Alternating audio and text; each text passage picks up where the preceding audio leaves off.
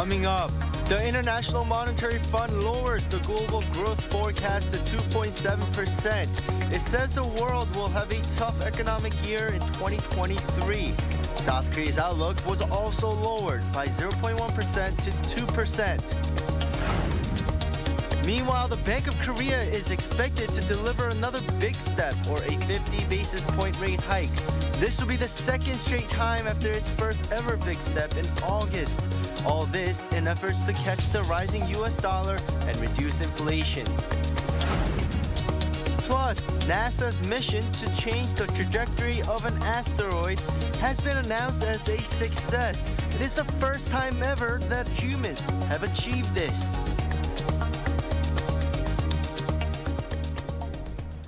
Good morning. Welcome to New Day at Arirang.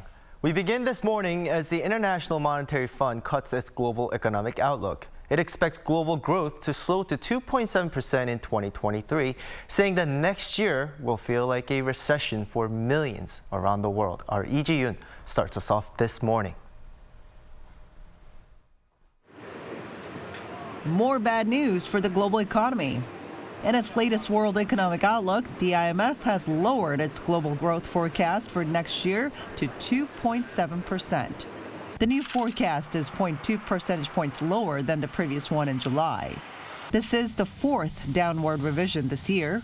The IMF's top economist laid out three major factors currently hindering growth. The global economy continues to face steep challenges shaped by three powerful forces: the Russian invasion of Ukraine, the cost of living crisis caused by persistent and broadening inflation pressures, and the slowdown in China. Emerging economies have been hit hard by rising commodity prices, particularly those affecting food and fuel supplies. What's worse is that the report warned of a global recession. The three largest economies, the United States, China, and the euro area, will continue to stall. In short, the worst is yet to come, and for many people, 2023 will feel like a recession. Meanwhile, the IMF cut next year's growth estimate for South Korea to 2% from the previous forecast of 2.1%, citing growing downside risks for the global economy. As for inflation, the IMF raised its 2022 inflation outlook for Korea to 5.5%, up from its previous forecast of 4% made in April. And for next year, the IMF also raised South Korea's inflation forecast to 3.8%, up 1.3 percentage points from its April forecast. Lee Ji-yoon, Arirang News. The Bank of Korea is expected to make another big step, or a 50 basis point hike, as in less than an hour, its committee is set to announce a new interest rate. Many of country's economists say that the bank will likely raise a rate to 3.0% from the current 2.5%. This would be the country's second ever big step hike and comes straight after the last one in August. It would also be a record fifth rate rise in a row. The pressure to raise interest rates comes as South Korean won lost a significant amount of its purchasing power compared to the US dollar, and the nation's trade deficit is widening. In addition, while inflation did slow down in the past couple months, it's still hovering around 5%. Tensions on the peninsula rose sharply since Pyeongyang's claim to have been conducting tactical nuclear drills. Seoul called on the regime to stop its provocations and return to talks. The government believes the North is working to hide weapons from surveillance. Han Sung-woo has the latest. South Korea has once again demanded North Korea immediately stop raising tensions and respond to its so-called audacious initiative, under which Seoul would help improve the regime's economy in return for real steps toward denuclearization. Just a day before, on Monday, Pyongyang revealed through state media that it had conducted tactical nuclear drills from September 25th to October 9th. In response to Seoul's combined naval exercises with the United States, a period that saw the North even fire an intermediate-range ballistic missile over Japan. An official at the Unification Ministry told reporters on Tuesday that the government has been very seriously monitoring the North's drills, which target South Korea and come just a month after the regime adopted a new nuclear policy that potentially opens the door to preemptive strikes. The official added that Pyongyang's illegal military provocations cannot be justified in any way. Meanwhile, at the Defense Ministry, Joint Chiefs of Staff spokesperson Kim Jun-nak said that North Korea seems to desperately be coming up with ways to fire its missiles without them being detected by South Korea or the US at the time of launch. We believe the ballistic missile that North Korea fired from a reservoir, as reported on state media, seems to be a last resort effort at evading our kill chain, something it's very wary of, it seems. The South Korean military will analyze the situation closely and maintain a firm readiness posture. One axis of Seoul's three-pronged defense system, the kill chain, aims to execute a preemptive strike against Pyongyang's nuclear and missile facilities when South Korea is faced with an imminent threat. The missile North Korea fired from the reservoir, which some observers are now calling a mini submarine-launched ballistic missile, has spurred concerns that South Korea's three-axis system might not be enough to deter future threats. At the time of the launch, South Korea's military had assumed the missile was not an SLBM, but a short-range ballistic missile fired from a transporter erector launcher on land. 한성우, Arirang News. The nation's top office believes North Korea may carry out more provocations.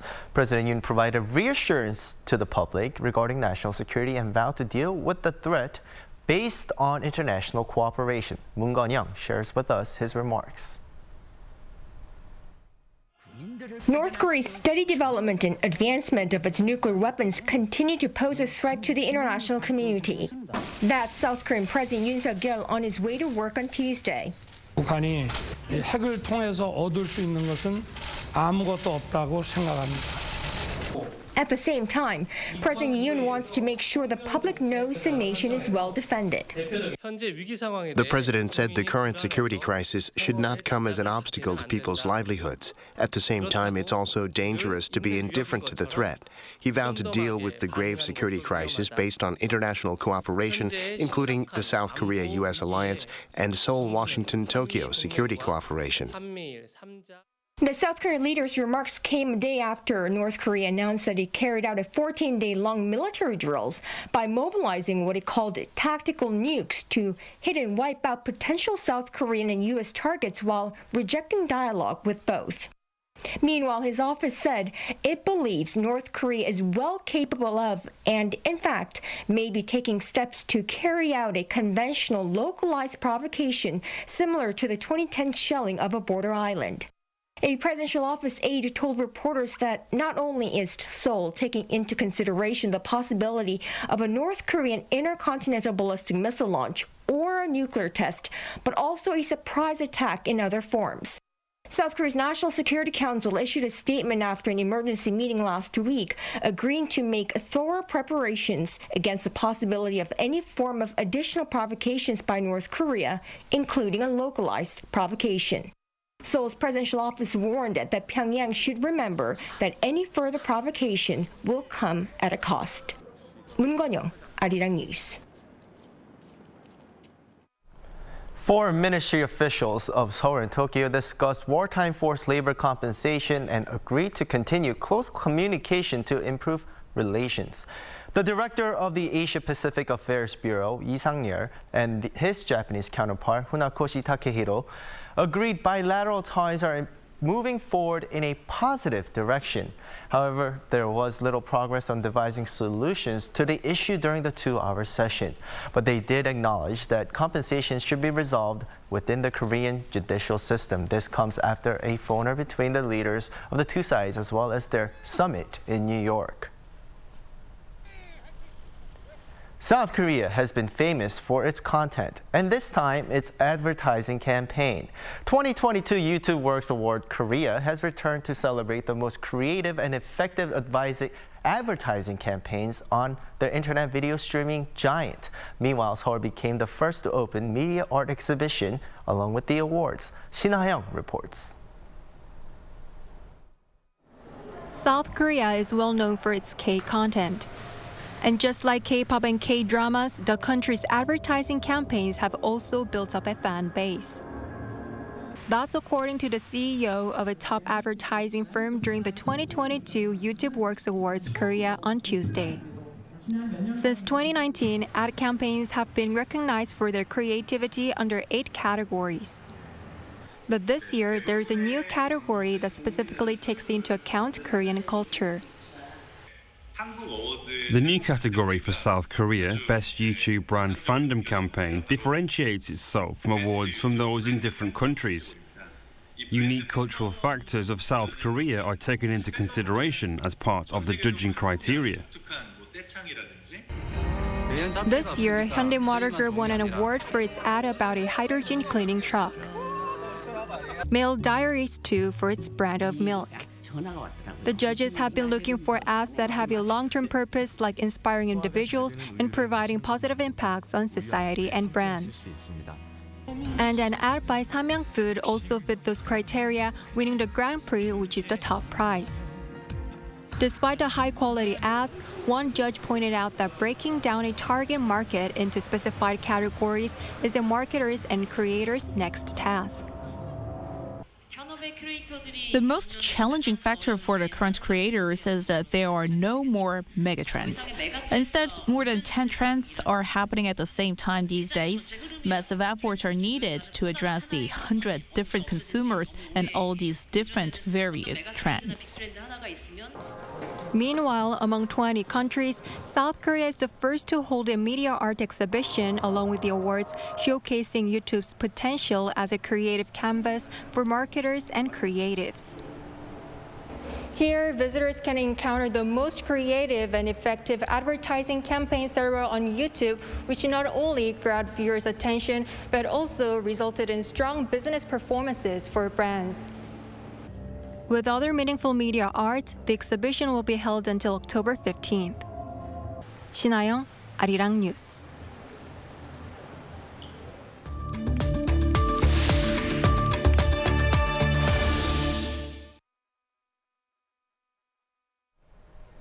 South Korea is a week into the National Assembly's audit of the current government. So far, it has been a fierce battle between the two main parties, with many issues to grill each other over. What makes things even more fierce is that this is the first audit of the Yoon administration only 5 months since the end of the former administration's term. So with another 9 days of audit to come, what can we expect? We have Professor Song Se-ryun of Pyeongyang University with us this morning. Good morning, Professor. Good morning. Now, the offense and defense have changed for this audit now that the People Power Party is the ruling party. The main opposition Democratic Party of Korea has been grilling the current administration, while the ruling PPP also has been calling up witnesses to grill the former administration. What are some main topics that each party has brought to the table to use to their advantage? Well, as you said, this is a time to inspect the government performance by mostly opposition parties, but it's becoming, and it has become, a stage where political squabbles and smearing campaigns became the mainstay of the day. Specific issues, we look at some of the things that have been on the news, such as President Yoon's state visits to other countries, whether it has brought any accomplishments, and that has become one of the attacking points, and some of the issues involving prosecutorial reforms became the other side's, the ruling party's attacking points, and there are many economic issues that are worth debating, things like inflation and the comprehensive real estate taxes issues. But the way the discussion has been going, or questioning has been going, has not produced any probing questions, in my mind at least. And it seems to me that it's going back to the usual the political venue of attacking each other for the sake of attacking each other in many cases. Right. While many things are stagnant at the point, there are some policies that people should pay attention to from each of the committees being looked into by lawmakers. For example, the yellow envelope bill was a hot topic coming into this audit session. How has that turned out, and what other bills are there that people should be paying attention to? Well, actually, that bill is being debated or questioned today, and the yellow envelope bill is about the limiting the capacity of the company to sue for damages if there is there are labor unions or strikes. And that has become an issue for the past almost 10 years. The main cause arose in 2014 when the court awarded a large amount of sum against the labor union, and somebody in the public started sending money to make up for the damage amount. So that will become a pretty hot topic, but I kind of suspect that it will produce any tangible results just because it has not produced tangible results for the duration since the original cause arose. Other issues, I think that they will talk about the economic issues. For example, things like the rice price has dropped and causing some concerns about the farmers, but that would be just one issue in the economic front. Other issues include whether the renewable energies or the nuclear plant the administration would be ongoing, whether that would be a sufficient way to be prepared for what is becoming a kind of a global energy crisis because of the Ukraine and Russian war. Mm-hmm. And other issues, I think they will talk about the North Korea issues because of the provocations in the North. It has been intensifying. So those are some of the issues they will talk about. Right, and like you mentioned, North Korea's provocations have intensified, and we still have 9 more days of auditing.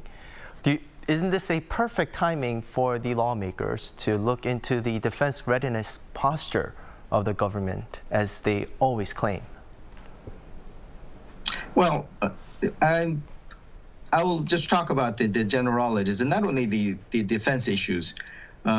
If the past performance be the guide, I don't think the expectation is pretty high on the next 9 days. Remember, this is a system where 14 standing committees in the National Assembly is inspecting over 700 and close to 800 agencies in 20 days. So on the average, there are 50 agencies per committee. And time again, it's becoming kind of a highlighting stage where political squabbles become the mainstay of the day. In the past, we have seen it in the annual audit producing some stars with probing questions and their cross-examination skills, but it has not been doing that, especially this year. The other than having a panopticon effect where the agencies know that somebody's watching. There has not been a pretty big issues so far on the part of the agencies, specifically for the defense and the North Korea issues. We have not seen a clear direction of the Yoon government about the North Korea, other than the fact that they are working closely with the U.S. and trying to send messages to North Korea saying that it's going to be stand ready when the provocation intensifies. But I don't think it will has materialized in a panoply of policies that clearly indicate what kind of strategic directions that we're having for the North Korea provocations and also diplomatic issues. Right. I mean, Professor, I could sit with you all day to talk about all different things in the world, but I'm afraid this is where we have to cut due to time. Well, thank you again for your time this morning. My pleasure. Thank you.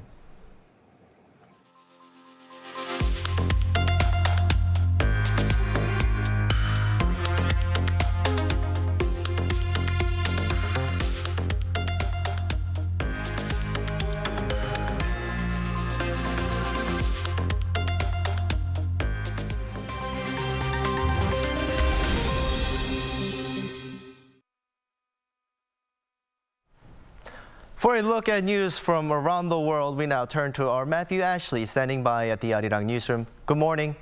Good morning, Do-yeon. Let's start with some space-related news as NASA has managed to successfully alter the trajectory of an asteroid. Well, that's right. Called the Double Asteroid Redirection Test, or DART, the mission marked a first for humanity. Now, it comes after NASA launched a spacecraft and crashed into the amorphous asteroid on September 26th at about 22,500 kilometers per hour, some 11 million kilometers from Earth. Now, according to the space agency, the trajectory of the impacted asteroid was changed while the speed of its orbit around its parent asteroid increased by 32 minutes to 11 hours and 23 minutes per cycle. The deliberate crash was done in the name of planetary defense, with preparations being made in case a future asteroid threatens to collide with Earth. Now, NASA will continue to gather data on the asteroid's trajectory, which is set to change even more over time. Now, a landmark agreement between Israel and Lebanon has been reached over a disputed maritime border. The U.S. brokered deal sets a border in a contested 860 square kilometer region in the Mediterranean Sea, with Israel controlling the Karish oil and gas field, while the gas-rich Kana prospect will be in Lebanese territory. Officials from both countries on Tuesday said their needs were met in the deal, which also allows royalties for both sides from gas fields straddling the new border. Now, despite the progress, Lebanon's Hezbollah militant group said it will, quote, stay vigilant until the deal is officially signed. The two countries are still technically at war, and Lebanese officials said the agreement is not a normalization of ties. Meanwhile, Israel say oil and gas exports to Europe will begin as soon as possible. And finally, U.S. prosecutors have dropped all charges against Adnan Syed for the 1999 Baltimore murder of Hae-min Lee. Now, the city's state attorney on Tuesday said this means that Syed can no longer be charged and that the case is closed. This comes as first-time DNA testing on Lee's clothes revealed multiple DNA samples on her shoes not belonging to Syed. His conviction was annulled in September following a year-long review that revealed two other suspects that were not previously ruled out. At the time, the 41-year-old Syed had already served 23 years in prison. Renewed interest in the case was sparked by a widely popular podcast episode that cast doubt on the original verdict.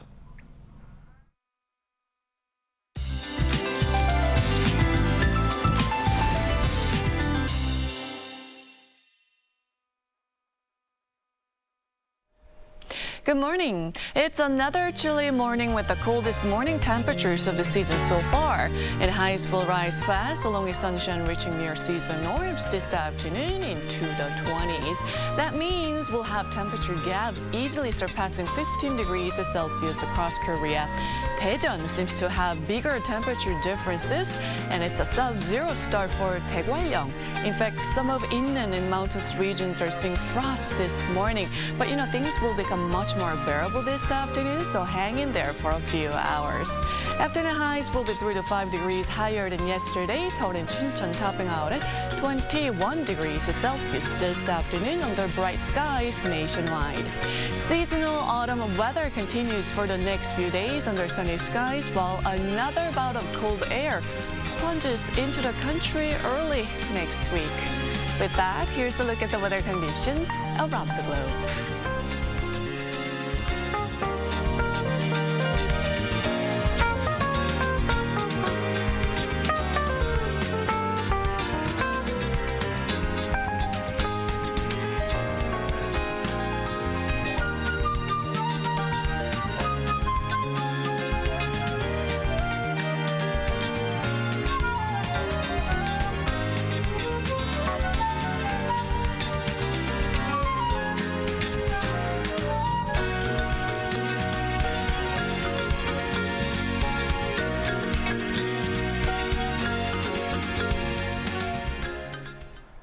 And that wraps up today's New Day at Arirang. We'll be back tomorrow for our Thursday's edition at the same time. But please stay with Arirang News throughout the day for more updates. Have a lovely day or evening wherever you are, and take care.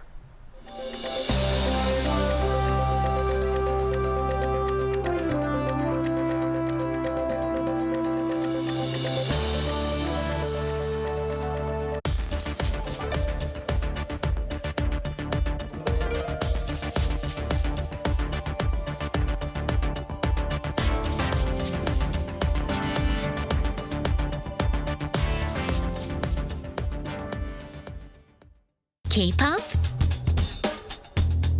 K-movie?